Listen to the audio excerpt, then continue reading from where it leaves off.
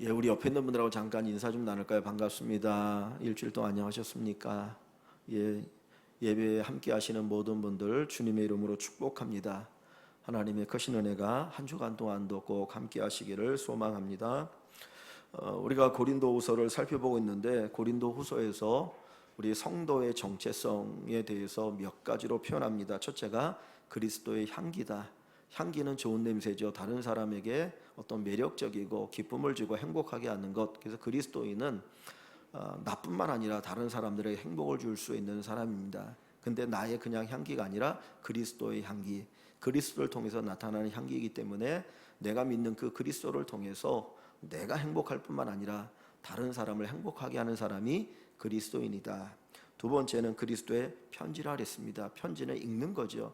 뭔가 메시지를 전달하는 것이 편지인데 하나님이 우리에게 전달하고 싶은 사랑의 메시지를 전하는 사람이 그리스도입니다. 그 사랑을 받고 감격하고 기뻐하고 행복할 뿐만 아니라 다른 사람에게도 그 그리스도의 메시지를 전하여서 읽는 그들이 예수님을 알고 예수님의 사랑을 깨닫고 체험하는 놀라운 축복을 베푸는 그런 역할을 한 사람이 그리스도인이다라고 우리가 살펴보았습니다. 세 번째, 이 그리스도의 정체성은 새 언약의 일꾼입니다. 새 언약의 일꾼. 오늘 우리가 읽은 이 본문 6절을 보시면 이런 말씀이 있어요. 6절에 그가 또한 하나님을 얘기하죠. 하나님께서 또한 우리를 새 언약의 일꾼 되기에 만족하게 하셨으니 그렇습니다. 여기 보면 새 언약의 일꾼이라는 표현이 있는데 우리는 일꾼 하면 좀 이렇게 천하고 낮은 것처럼 생각하잖아요. 무슨 일꾼 하면 육체적으로 막노동하는 사람들 뭐 이런 것처럼 생각하는데 사실 성경에서 일꾼은 사실은 좋은 의미입니다. 왜냐하면 예수님께서 뭐라고 말하냐면 네가 마치 되고자 하면 끝이 되어라. 그죠? 네가 으뜸이 되고자 하면 큰 자가 되고자 하면 섬기는 자가 되라고 하거든요. 섬기는 자가 뭡니까? 결국은 일꾼이죠. 일꾼. 그런 면에 있어서 여기 일꾼이라고 하는 단어를 천한 어떤 그런 의미로 보기보다는 귀하고 소중한 의미로 살펴볼 수 있으면 좋겠습니다. 그런데 새 언약의 일꾼이라고 하는 말은 그냥 쉽게 얘기하면 하나님의 일꾼 그렇게 생각하면 될 것 같아요. 하나님의 일꾼. 사실 누가 나를 일꾼으로 쓰냐에 따라서 달라지거든요. 나를 고용한 사람이 누구냐에 따라서 내가 하는 일이 달라질 수 있고 나의 지위가 달라질 수 있습니다. 대통령이 쓰는 사람은 장관이잖아요. 뭐 그 외 다른 사람도 있겠지만 그러면 장관의 지위를 가지고 정말 멋있는 일을 할 수 있는 것이죠. 그러니까 나를 쓰는 사람이 누구냐? 하나님께서 우리를 쓰시는 거예요. 온 세상을 창조하신 하나님이, 지금도 세상을 다스리신 하나님이, 사랑이신 하나님이, 전능하신 하나님이 우리를 쓰신다고 하니까 우리가 얼마나 하나님 앞에 귀한 존재인가 하는 것을 우리가 먼저 생각해 볼 수 있습니다. 근데 이걸 조금 다른 말로 하면 하나님 나라의 공무원이다라는 표현을 쓸 수 있을 것 같아요. 우리는 하나님 나라의 백성들이잖아요. 그죠? 우리가 예수 믿고 구원받아서 하나님 나라의 백성이 되었습니다. 하나님의 자녀이기도 하지요. 그러니까 우리는 하나님 나라의 공무원입니다. 요즘 공무원이 되려고 하면 얼마나 어려운지 몰라요. 정말 어렵거든요. 그래서 옛날에는 쓰지 않던 고시라는 단어를 쓰기도 하는데 그 공무원, 하나님 나라의 공무원, 하나님 나라를 위해서 일할 수 있는 사람으로 하나님을 선택하셔서 그 일을 맡기셨다. 정말 귀하고 소중한 것 아닙니까? 그래서 저나 여러분이나 하나님 나라 일꾼이다. 또 하나님 쓰시는 사람이다라고 하는 그 자부심을 가지고 살아갈 수 있는 귀한 믿음이 있기를 소망합니다. 근데 오늘 그냥 본문에는 우리를 가리켜서 하나님 나라의 일꾼이다 또는 하나님의 일꾼이다 이렇게 표현하면 우리가 쉽게 이해할 수 있는데 성경은 그렇게 표현하지 않고 새 언약의 일꾼이라는 표현을 쓰고 있어요. 새 언약의 일꾼. 그러면 언약이 뭡니까? 언약. 우리가 사실 잘 쓰지 않는 단어이거든요. 성경에만 나오는 단어인데 이 언약이라는 말을 그냥 가장 쉽게 얘기하면 약속이에요. 약속. 조금 더 구속력 있는 단어를 쓴다면 계약입니다. 계약이라고는 그냥 막 파기할 수 없는 거잖아요. 약속이지만은 너나 나나 한 사람이 파기하면 거기에 대한 책임을 물어야 되는 것이 계약이거든요. 그러니까 이 언약이라는 말을 오늘 말로 말하면 계약으로 얘기할 수 있어요. 하나님과 우리 사이에 맺어진 계약을 언약이라고 얘기합니다. 그런데 여기 보면 새 언약이라는 말을 쓰고 있거든요. 새 언약. 요건 뭐냐면 어떤 언약이라는 것 자체가 하나님이 우리와 맺은 언약인데 이게 구원에 관한 약속이거든요. 우리가 죄로부터 구원받는 것에 관한 약속을 언약이라는 표현을 쓰고 있는데 새 언약이라고 하는 것은 옛 언약과 다른 새로운 언약이다라고 하는 말입니다. 우리가 가지고 있는 이 성경책이잖아요. 이게 성경이잖아요. 여기 보면 성경이 구약과 신약으로 되어 있어요. 그죠? 근데 왜 성경을 구약, 신약이라고 얘기하나요? 구약이라고 할 때 그 구약이 뭔가요? 옛날에 황성주 그 교수님이 몇 년 전에 돌아가셨는데 그분이 이제 계실 때 웃음 치료를 많이 했잖아. 장로님이 웃음 치료하면서 교회는 약을 파는 데다. 구약과 신약이 있지 않느냐 그랬는데 그게 이제 우스갯소리로 하는 이야기고, 여기 약이라고 하는 건 약속이라는 말이에요. 약속. 그러니까 구약은 옛날 약속이고 신약은 새로운 약속이에요. 그래서 여기 새 언약이라는 말과 연결되어집니다. 그러니까 구약은 예수님 이전에 주어진 약속인데 요거는 모세를 통해서 주어진 약속인 거예요. 다시 말하면 율법을 얘기하는 것이고, 새 언약은 예수님을 통해서 우리에게 주어진 약속인데 요것을 우리가 쉽게 얘기하면 복음이라고 얘기할 수 있습니다. 그래서 요한복음 1장 17절에 보면 율법은 모세로 말미암아 주어졌으나 은혜와 진리는 예수 그리스도로 말미암느니라 하는 말씀이 있어요. 그러니까 성경에서 옛 언약 그러면 율법, 그리고 새 언약 그러면 복음, 이렇게 그냥 여러분들이 쉽게 이해를 하시면 될 것 같습니다. 그런데 옛 언약인 율법에 문제가 있어요. 어떤 문제냐면 율법 자체가 문제가 있는 것이 아니고 하나님께서 뭐라고 말하냐면 율법을 다 지켜야 의롭다라는 거예요. 율법의 하나만 지키지 못해도 율법을 어긴 것이 된다라고 야고보서에도 이야기하고 있거든요. 세상의 시험은 이제 낙제점 있죠. 60점 이상이면 이제 패스한다. 뭐 안 된다라고 얘기하잖아요. 100점을 안 맞아도, 그러니까 자기가 나름대로 공부해서 60점만 넘어가면 뭐 어떤 자격증을 딸 수 있어요. 이건 세상의 법이에요. 그런데 하나님이 세우신 율법에는 율법을 100%다 지켜야 의롭다라고 인정하시는 거예요. 근데 내가 99가지를 지켰어요. 근데 한 가지 못 지키면 율법을 못 지키게 되는 거예요. 그것 때문에 죄인인 거예요. 그러다 보니까 율법으로 통해서는 의롭다라고 인정받을 수 있는 사람이 아무도 없다는 거죠. 왜냐하면 율법을 지킬 만한 능력이 우리에게 없는 거예요. 인간 자체가 죄성을 가지고 있는 사람이기 때문에 성경에 하나님 말씀하시는 그 율법을 지킬 수 있는 사람이 아무도 없었어요. 율법의 문제가 아니라 누구의 문제예요? 우리의 문제예요. 능력이 안 되니까. 그래서 율법을 지키지 못하고 계속해서 율법을 범하는 일들이 일어나게 되었던 것이죠. 그러나 하나님께서는 율법의 수준을 낮추진 않아요. 왜냐하면 그 율법에서 얘기하는 그것들은 어떻게 보면 천국의 삶을 보여주는 것이기 때문입니다. 천국에서 그런 어떤 하나님 나라의 윤리, 도덕, 그것을 가지고 살아가기 때문에 하나님께서 이 율법의 수준을 낮추거나 그러진 않으시고, 오히려 예수님께서 오셔서는 율법을 내가 완성하러 왔다라고 얘기하시죠. 그래서 구약에서는 간음이라는 게 뭡니까? 육체적으로 무슨 어떤 몸을 섞거나 뭐 이런 걸 간음이라고 얘기하잖아요. 그런데 예수님께서는 뭐라고 말씀합니까? 여자를 보고 음욕을 품는 것조차도 간음이다. 살인이라는 것을 내가 남을 죽일 때 살인이라고 얘기하지만 예수님은 뭐라고 합니까?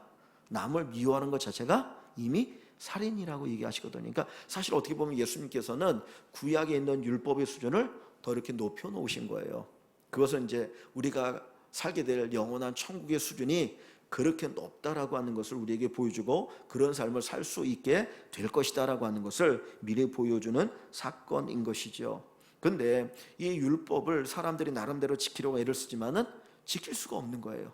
계속 보니까 또 죄를 범하고 그러니까 율법을 지키려고 하다 죄를 범하니까 죄인이 되니까 그 죄를 용서받기 위해서 어떻게 합니까? 구약의 사람들이 성전에 제물을 가져가서 제사를 드리면서 하나님, 내가 죄 때문에 죽어야 되는데 내 대신 이 양이, 이 소가 죽으니 나의 죄를 용서해 주십시오. 그리고 제사를 지내고 죄 용서함을 받고 나오는 거예요. 근데 나온다고 해서 그 사람이 또 죄를 안 짓느냐? 아니거든요. 또 죄를 짓는 거예요. 그러니까 끊임없이 계속해서 반복해서 죄를 짓고 죄인 것이 드러나고 제사를 지르고 막 그런 일이 반복되어지는 것이죠. 그래서 율법을 통해서 깨닫는 게 뭐냐면, 아, 내가 죄인이구나 하는 것을 깨닫는 거예요.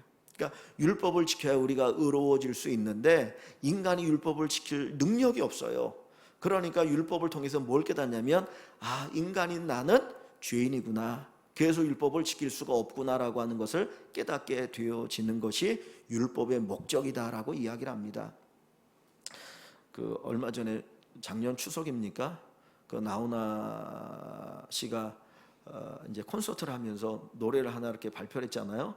뭐 테스형 돼서 저도 이게 무슨 노래인가 그랬어요. 근데 소크라테스를 그냥 뒤에 두 글자만 해서 테스형 그랬는데 뭐 이 노래 왜 세상이 이렇게 미친 듯이 돌아갑니까? 뭐 이 얘기 저 얘기 쭉 하면서 막 이렇게 묻는 질문을 하더라고요. 근데 소크라테스 유명한 것 가운데 하나가 뭡니까? 너 자신을 알라. 어느 신전에 있는 그것을 보고 이야기를 했잖아. 너 자신을 알라. 사실 우리가 내가 누구인지를 알아야 되겠죠. 인간이 누구인지를 알아야 되겠죠. 근데 중요한 건 인간이 누구인지 아는 것으로 끝나서는 유익이 없을 수 있다라는 거예요. 성경 분명히 우리에게 얘기합니다. 너 자신을 알라가 아니라 너 자신은 어떤 존재인지 아느냐? 너는 죄인이야. 너는 죄인이야. 이미 그걸 우리에게 가르쳐주고 있어요. 근데 문제는 뭐냐면 내가 죄인이라는 걸 알았어요. 그러면 해결 방법이 뭐냐는 거예요. 해결 방법이 뭐냐? 율법을 우리가 지킬 수 있느냐? 율법을 못 지키는데, 그래서 죄인으로 드러났는데 도대체 내가 나를 알아서 뭘 어떻게 하겠느냐는 것이죠. 가끔 이런 경우가 있더라고요. 아무것도 모르고 열심히 살았어요. 그런데 어디가 좀 아파가지고 병원에 갔더니 암을 딱 판정하는 거예요. 당신 벌써 암 3기입니다, 4기입니다. 그러고 나면 사람의 마음이 갑자기 확 이렇게 두려움에 쌓여요. 그래서 이러다 내가 죽는 거 아니냐라는 생각을 갖는 거죠. 왜냐하면 암이라고 하는 이 질병을 아직 의학적으로 완전히 다 치료하지 못하니까 내가 암에 걸렸다는 얘기는 이제 나는 죽는구나 그 생각을 다 갖는 거예요. 그래가지고 그 전에 건강히 살던 분도 암 판정받고 그냥 얼마 만에 돌아가시는 분들이 가끔 있거든요. 그러니까 단순히 아는 게 중요한 것이 아니고 알고 났을 때 그 문제를 해결할 능력이 있느냐 없느냐의 문제인 거죠. 율법은 우리가 죄인이라고 하는 걸 드러내요. 너 죄인이야. 너 봐라. 율법에 조문해 보니까 너 이거 어기지 않았냐? 이렇게 죄인 아니냐? 너 남을 미워하는 거 보면 너 살인자야. 너 죄인이야. 이런 걸 끊임없이 우리에게 드러내주고 있거든요. 그러니까 그 속에서 우리가 아는데 그러면 하나님께서는 율법을 통해서 그냥 너가 죄인이라고 드러만 내는 것이 아니고 그 죄인인 우리의 죄의 문제를 해결하는 방법을 하나님이 만들어 놓으신 거예요. 그것을 뭐라고 말하냐면 새 언약이다라고 이야기합니다. 새 언약. 그러니까 인간은 죄인이기 때문에 율법을 지킬 수 있어요? 없어요? 없어요. 그러니까 율법 지키려고 하면 지키려고 할수록 끊임없이 내가 죄인이구나 하는 것만 드러나게 돼서 절망하게 되는 것이죠. 안 되는구나 절망하게 되는데 절망하는 우리들을 하나님께서 구원해 주시는 길을 열어 놓으셨는데 그게 뭐냐? 새 언약입니다. 그러니까 옛 언약은 우리가 죄인이라고 하는 것을 깨닫게 하는 것이고 새 언약은 죄인 되어진 우리를 구원하는 길을 열어 놓으신 것이 새 언약이에요. 이걸 가리켜 뭐라고 말합니까? 복음이라고 이야기를 할 수 있는 거예요. 그래서 새 언약이라는 말을 제일 먼저 쓴 단어가 어디서 나오냐면 구약 성경 하나만 찾아봅니다. 중요하기 때문에 사실은 참 딱딱한 이야기지만 중요해서 그런데요. 예레미야 31장입니다. 예레미야 31장. 제가 지난주에는 에스겔 36장 26절의 말씀을 살펴봤는데요. 오늘은 예레미야 31장과 에스겔 두 말씀을 좀 보겠습니다. 예레미야 31장 1101쪽 구약성경 1101쪽입니다. 구약성경 1101쪽. 율법은 이제 하나님이 모세에게 주신 거잖아요. 특별히 율법의 핵심 십계명이잖아요. 그래서 돌판에다 이렇게 써서 주신 게 율법이죠. 그런데 이스라엘 백성들이 못 지켰어요. 지금도 지킬 수가 없는 것이죠. 왜냐하면 인간이 지킬 만한 능력이 없기 때문에 죄성이 있어서. 자, 그래서 예레미야 31장 31절입니다. 예레미야 31장 31절 성경 구절 한번 좀 찾아주면 좋겠네요. 자, 읽어봅니다.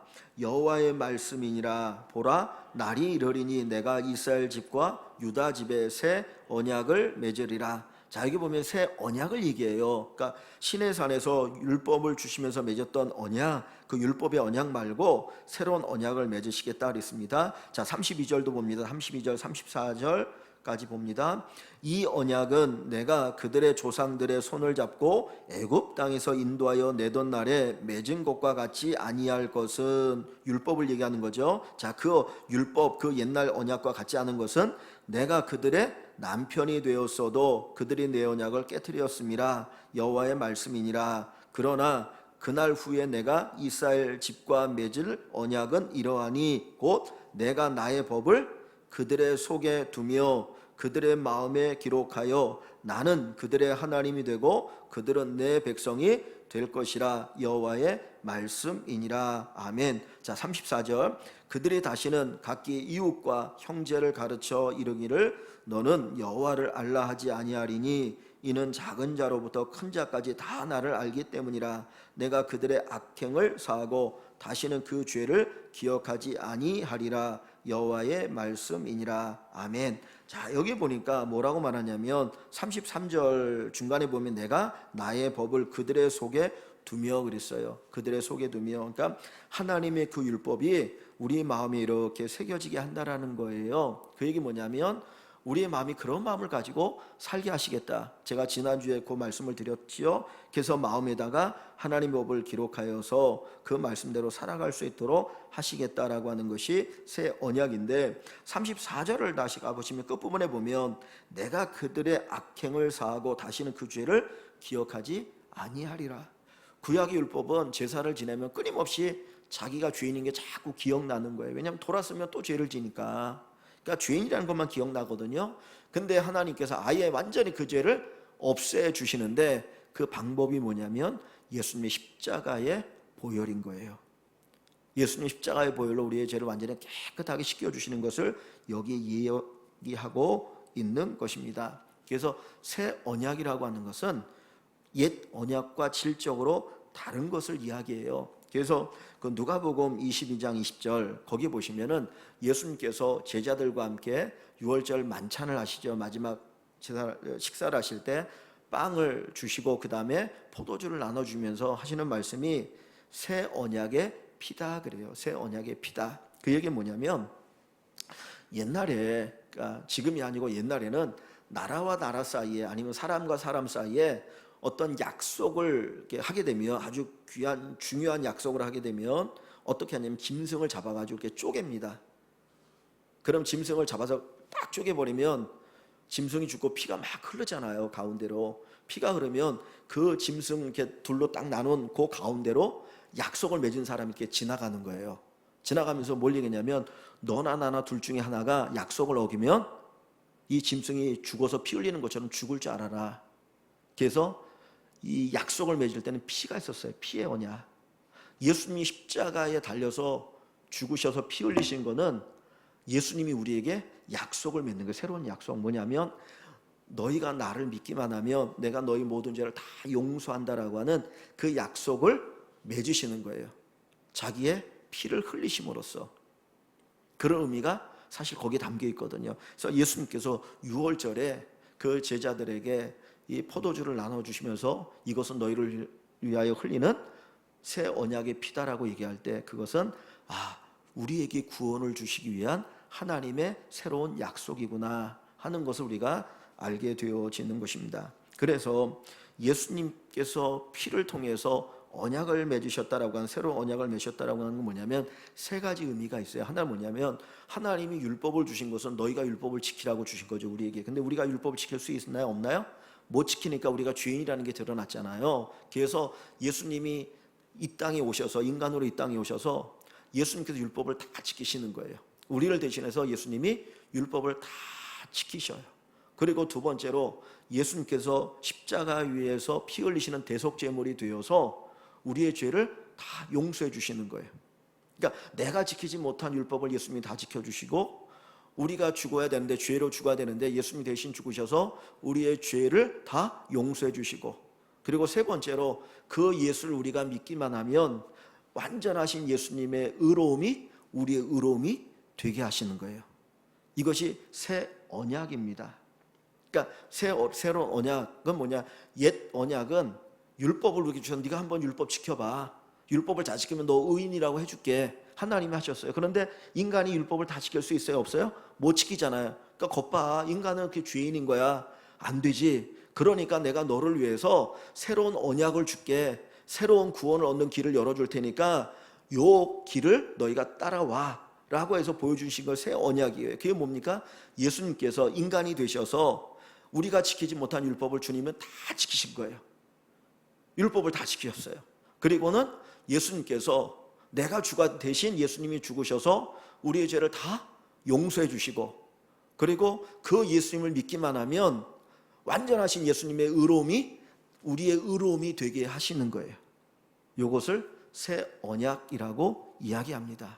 그래서 우리가 그 예수님을 통해서 구원을 받는 거예요.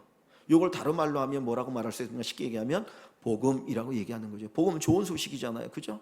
내가 멸망받아야 되는데 우리에게 구원의 길을 열어주신 게 이게 복음이잖아요. 그래서 이 복음이 결국은 새 언약이라고 하는 것을 이야기해 주고 있는 거예요.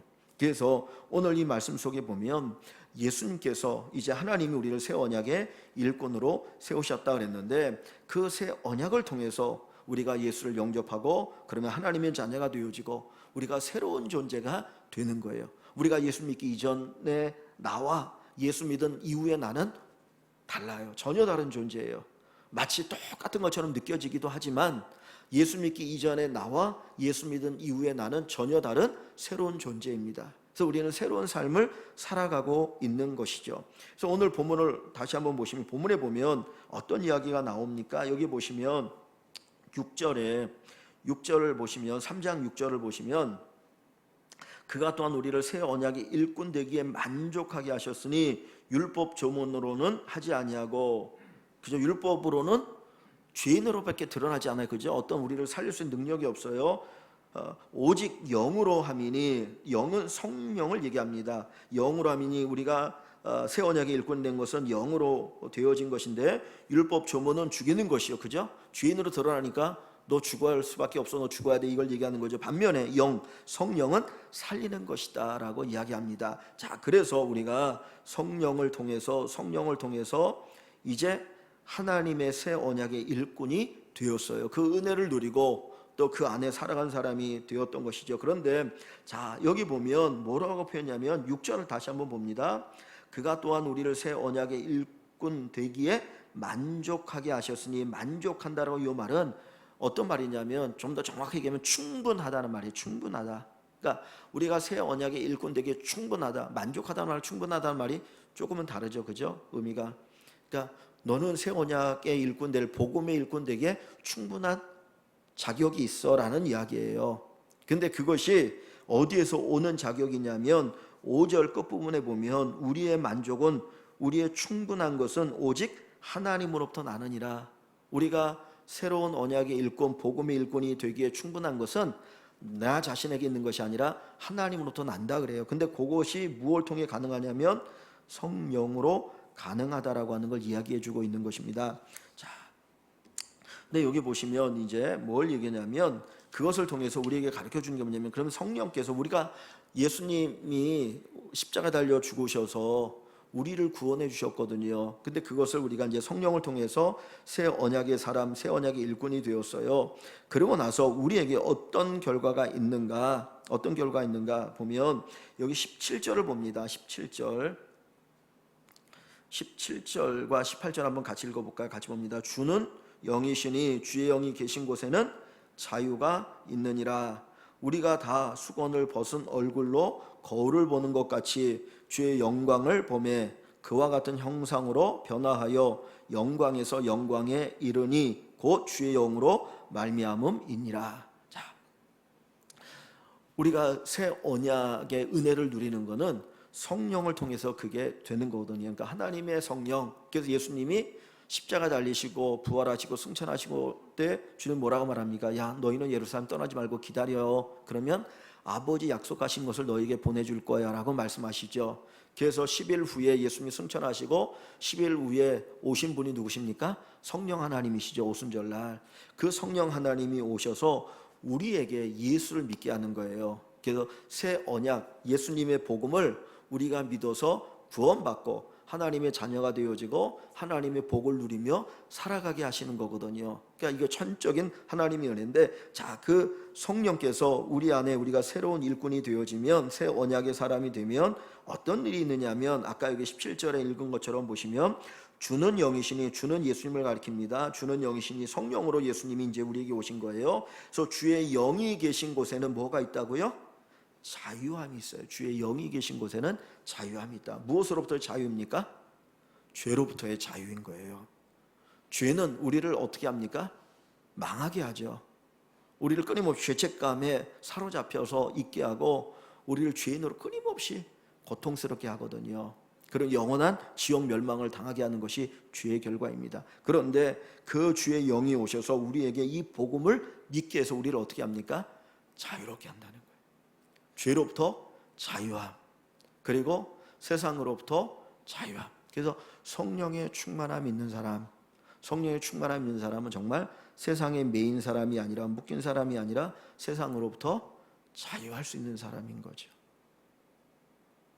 성령의 충만함, 성령의 인도하심을 받는 사람은 자유하다라는 건 뭡니까? 그 마음이 다른 거예요. 왜? 성령이 그 마음을 어루만지시니까 부드러운 마음이 되는 거예요. 시베리아 같은 찬바람 부는 마음이 아니라 정말 봄바람이 부는 것처럼 따뜻하고 포근한 마음이 되는 것이 성령의 역사입니다. 그래서 새 언약의 일꾼의 모습이 바로 그와 같이 되어지는 것을 이야기하는 것이죠.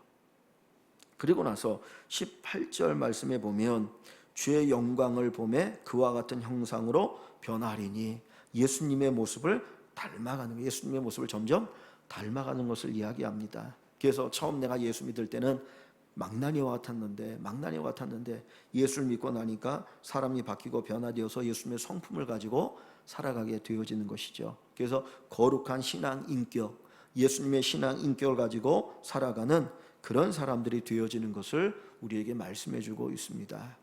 사실 아무리 세상에서 우리에게 해야 된다고 해도 우리에게 능력이 없으면 할 수가 없어요. 그래서 우리가 안 되는 것이죠. 그런데 성령님께서 우리 안에 오셔서 우리로 복음을 믿게 하시고 그 예수님의 구원을 우리가 누리게 하시고, 그리고 그 안에 예수님이 이루신 일들이 내게 이루어지니까 우리가 변화되어지고 새로워지고 거룩한 삶을 살 수 있는 성숙한 믿음의 사람들이 되어지는 것입니다. 그래서 그것을 가리켜서 우리에게 뭐라고 말합니까? 새 언약의 일꾼이다. 새 언약의 일꾼이다라고 얘기합니다. 사실 세상의 종교는 딱 둘입니다. 하나는 율법 종교예요. 하나는 은혜 종교예요. 복음 종교예요. 근데 세상의 모든 종교, 기독교를 빼놓은 모든 종교는 다 율법 종교입니다. 그죠? 다 뭐 해야 돼. 뭐 마음의 수양을 해라, 뭘 해라, 다 이야기합니다. 그래서 자기의 힘으로 구원에 이르게 하는 것이 세상의 모든 종교예요. 근데 기독교는, 우리가 믿는 이 하나님 예수님 믿는 이 신앙은 우리 힘으로 구원에 이르는 것이 아니라 하나님의 은혜로 우리가 구원을 받는 것이죠. 그러니까 율법이라고 하는 건, 세상의 모든 도덕, 율법, 모든 것들은 사실 우리에게 하라고 하지만 우리 안에 뭐를 보지 못한 거냐면 우리 안에는 죄성을 못 본 거예요. 그 죄성이 있어서 안 된다는 거잖아요. 근데 성경은 우리에게 그 죄성을 보게 하고, 그 죄성이 있기 때문에 네가 하나님의 은혜를 입어야 돼. 그것 때문에 예수님이 이 땅에 오셔서 십자가에 죽으셨어. 네가 그 예수님의 은혜를 받으면, 예수님을 믿으면, 그 예수님의 공로를 네가 받아들이기만 하면 너는 구원을 얻는 것이야. 그리고 거기서 끝나는 것이 아니라 여기 보면 성령 하나님께서 또 우리를 인도하셔서 우리로 하여금 거룩한 삶을 살게 하시는 것이죠. 마치 기차가 있습니다. 기차가 어느 목적지를 향해 가는데 기차가 10칸의 기차가 있으면 맨 앞칸은 어떤 역할을 합니까? 끌어가는 역할을 하죠.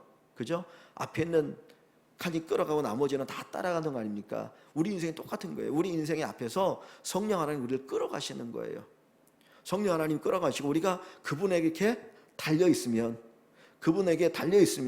그분과 함께하면 우리는 자연스럽게 성령 하나님 인도하심을 받아서 우리가 거룩한 것으로, 영광스러운 것으로, 저 영원한 천국으로 향해 가는 인생이 되어지는 것입니다.